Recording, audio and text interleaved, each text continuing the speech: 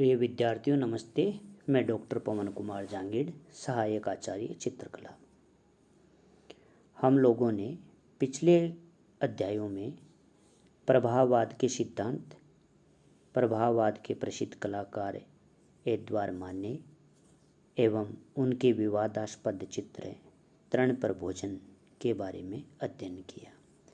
आज हम फिर उन्हीं के एक प्रसिद्ध चित्र, विवादास्पद चित्र ओलंपिया के बारे में चर्चा करेंगे। ओलंपिया, ये जो सामने आप चित्र देख रहे हो, माने द्वारा बनाया गया एक विवादास्पद चित्र है जो 1863 ईस्वी में माने ने इस चित्र को बनाया। कैनवास पर बना हुआ तेल चित्र है ओलंपिया। फ्रेंच राष्ट्रीय कला प्रदर्शनी में माने ने इस चित्र को दिखाया।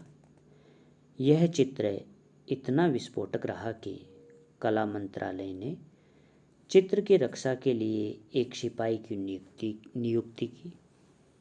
वस्तुतः इस चित्र का विषय प्राचीन था और शैया पर लेटे हुए सौंदर्य की देवता या स्त्री का नग्न अवस्था में चित्र बनाया गया है।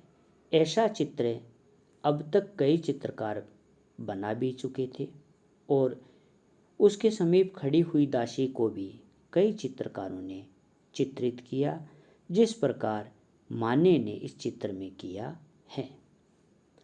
जैसे हम बात करें रूबेंस व गोया की, तो रूबेंस व गोया के इस विषय के चित्र बहुत प्रसिद्ध हैं।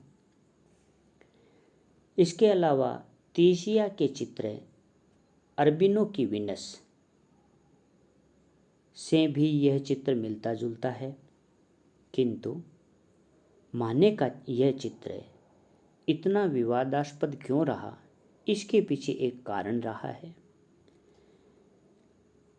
माने का अपराध यह रहा कि इन्होंने समाज में कुख्यात स्त्री का चित्र बनाकर ओलंपिया देवता के नाम से इस चित्र को प्रदर्शित किया है।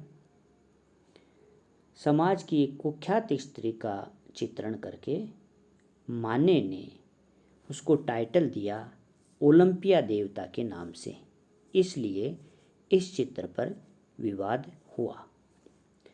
सत्य को इस प्रकार प्रकाशित करने में धृष्टता थी, क्योंकि इससे पेरिस के अनैतिक जीवन की स्पष्ट रूप से निंदा माने द्वारा की जा रही थी। ओलंपिया के मुख पर इस चित्र में ऐसे भाव चित्रित किए हैं ओलंपिया के मुख पर, जैसे कि किसी वेश्या के चेहरे पर होते हैं।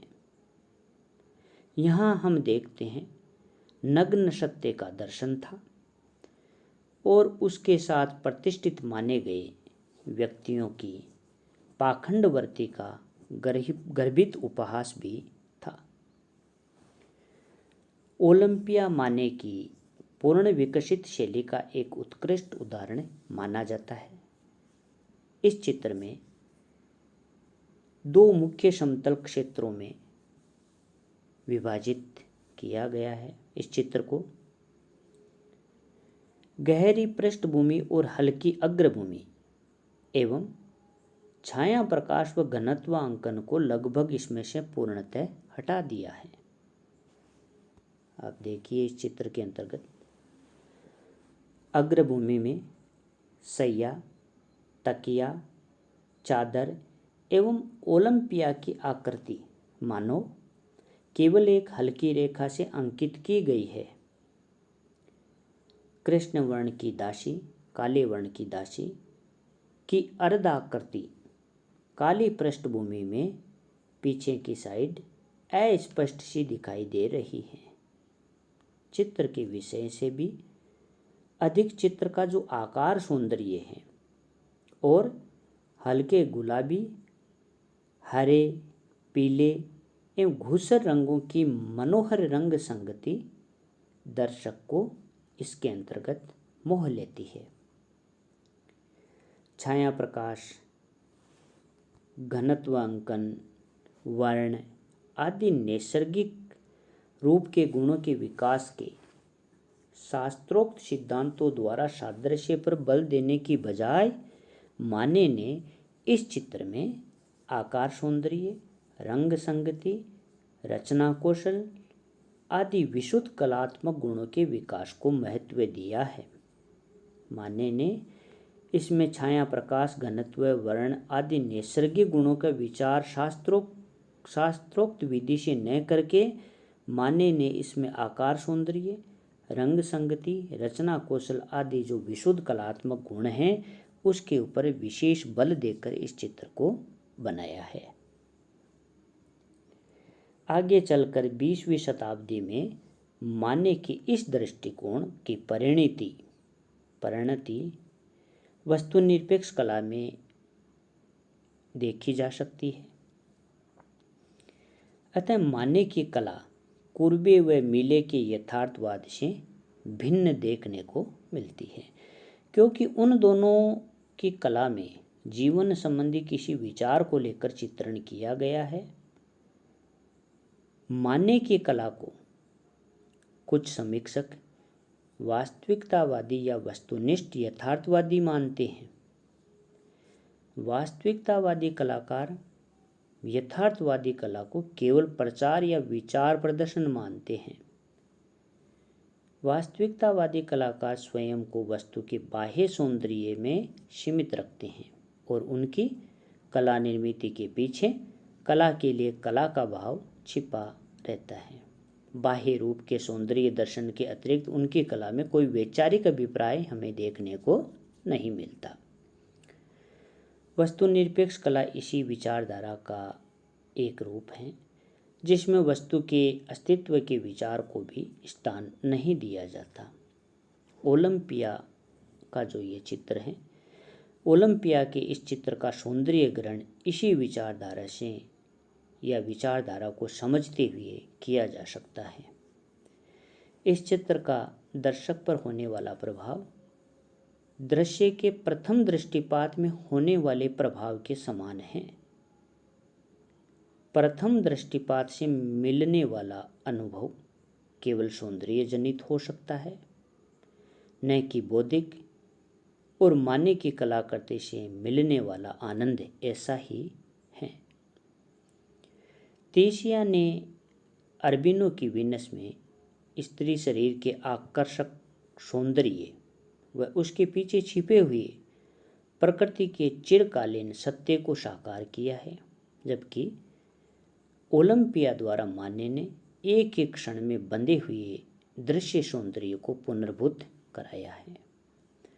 माने के साथ कला में पुनर्जागरण से चलती आई बौद्धिकता का महत्व घटता गया और विशुद्ध सौंदर्य का महत्व बढ़ता गया।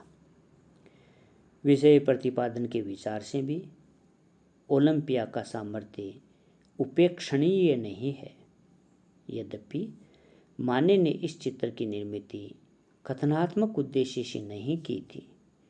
स्त्री शरीर को मोहक सौंदर्य चित्र का विषय था और सौंदर्य अनुभूति माने की कला का प्रमुख लक्ष्य होने के कारण विषय प्रतिपादन के विचार से भी यह चित्र प्रभावी बन गया। अब हम बात करते हैं माने के चित्रण की विशेषताएं एवं उनके चित्रण विधि के बारे में चर्चा करेंगे। माने की रंगांकन पद्धति में एक नवीनता देखने को मिली। वे रंगों के हल्के व गहरे रंगों के क्षेत्रों को स्पष्टता से पृथक अंकित करते। हल्के क्षेत्र को क्रमशः गहरे क्षेत्रों में परिवर्तित करने की बजाय उन्होंने जो परंपरागत पद्धति थी उसको तोड़ दिया। उनके चित्रों में मध्यम छटा के क्षेत्र जहां आवश्यक हो वहीं अंकित किए जाते रहे हैं। वस्तुओं व मानव शरीरों के छाया के क्षेत्रों को छोटा करके इन्होंने चित्र के समतल प्रभाव को बढ़ाया। इनके चित्रों में पुनर्जागरण से प्रचलित घनत्व के प्रभाव को स्थान नहीं है और वे जापानी चित्रों के समान समतल दिखाई देते हैं। कैरेवेजियो से लेकर 17वीं सदी तक के चित्रों में कृत्रिम प्रकाश का प्रभाव है, क्योंकि ये चित्रकार वस्तु का रंगांकन करते समय रंग की सबसे हल्की से हल्की या गहरी से गहरी तक सभी छटाओं का प्रयोग करते थे। इस पद्धति से आकार में ठोस बना जाता। जो इस प्रकार की घनत्वांकन पद्धति थी उसको छोड़ देने का कार्य माने ने किया और माने ने उसकी जगह नैसर्गिक प्रकाश के प्रभाव को अंकित करने में सफलता प्राप्त की। चित्रित की गई मानवाकृतियाँ तथा वस्तुएं ऐसी दिखाई देती है मानो चित्रकार ने प्रत्यक्ष देखकर उनकी प्रतिकृतियां बनाई हों। चित्र के रंगांकन पृष्ठभूमि को चिकना बनाने की प्रथा को तोड़कर माने ने तुलिका संचालन की स्पष्टता को कायम रखा। इन्होंने परंपरागत विषयों को छोड़कर दैनिक जीवन के विषय को चुना और कल्पना से चित्रण करने की बजाय प्रत्यक्ष देखकर चित्रण आरंभ किया। ओलंपिया देवता के चित्रण के लिए उन्होंने किसी स्त्री को मॉडल के रूप में बिठाया था। इसी प्रकार तृण पर भोजन में अपने एक मित्र व एक स्त्री मॉडल को देख के मानवाकृतियां चित्रित की। पौराणिक कथाओं पर आधारित होते ये दोनों चित्रों के विषय समकालीन दैनिक जीवन के प्रसंग हैं। इससे माने ने यह सिद्ध कर दिया कि प्राचीन कल्पनाओं को लेकर आधुनिक विषयों द्वारा समकालीन जीवन का सजीव चित्रण किया जा सकता है। प्रत्येक वस्तु को स्वतंत्र रूप से ठोस चित्रित करने की बजाय पूरी चित्रभूमि को हल्के गहरे क्षेत्रों में विभाजित करके उन सभी क्षेत्रों का संतुलित व सुसंगतिपूर्ण संयोजन करने पर माने ने अपना ध्यान केंद्रित किया, जिससे माने के चित्रों का संपूर्ण प्रभाव एक तरह से रचनात्मक व मनोहर बन गया। प्राचीन चित्रकार विषय के प्रतिपादन से दर्शकों को आकर्षित करते थे, जबकि माने ने कला प्रेमियों का ध्यान चित्र के कलात्मक गुणों की ओर खींचा है। माने के चित्र के सम्मुख दर्शक प्रथम चित्र के कलात्मक सौंदर्य से मुग्ध हो जाता है और चित्र के विषय के बारे में बाद में विचार करने लगता है। जैसे कि माने के चित्र तृण पर भोजन में इस विशेषता को हम देख पाते हैं। इस प्रकार